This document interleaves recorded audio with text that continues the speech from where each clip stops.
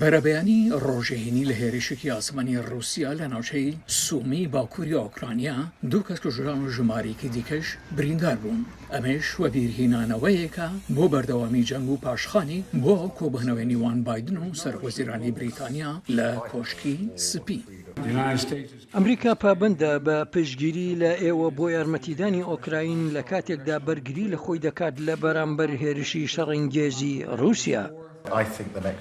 پێم وایە چەند هەفتە و مانگی داهاتوو دەشێت چارەنووسساز و زۆر گرنگ بێت کە ئێمە پشتگیری ئۆکراین بکەین لەم جەنگە گرنگەی ئازادیەدا.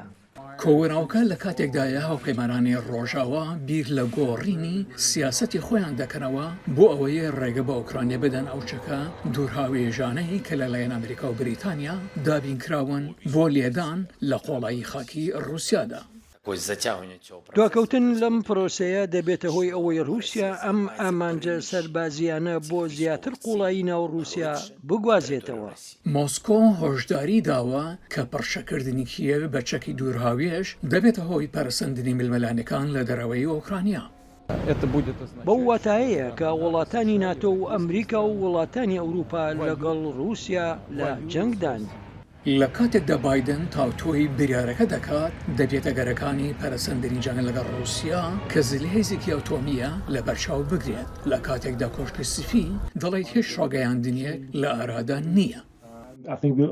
پێم وایە دەگەینە خاڵێک کە ئۆکراینەکان لە قوڵایی خاکی رووسیادا موشک بەکاردەهێنن. پرسیارەکە ئەوەیە ئایا ئەوە جیاوازێکی بە ئاکام بۆ بەڕێوەبردننی ڕاستەقینەی جەنگەکە دروست دەکات؟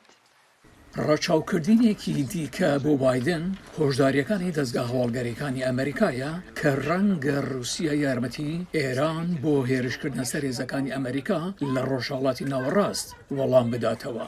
هەفتەی ڕابردوو حکوومەتی سەرمە ڕایگەیان کە هەندێک ڕێگەدانی هەناردەکردنی چەک بۆ ئیسرائیل ڕادەگرێت، بەڵام بەڕێوەبەری بادن بەرەنگاری فشارەکانی دیموکراتی پێشکەوتوخوازەکان ئەمریکا موسڵمانەکان و عەرەبەکان بۆتەوە بۆ سەپاندنی ئەو جۆرە سنووردارکردنانە. جانی دیلان بۆ پاسی ویدە کۆسوارە دەنگی ئەمریکا.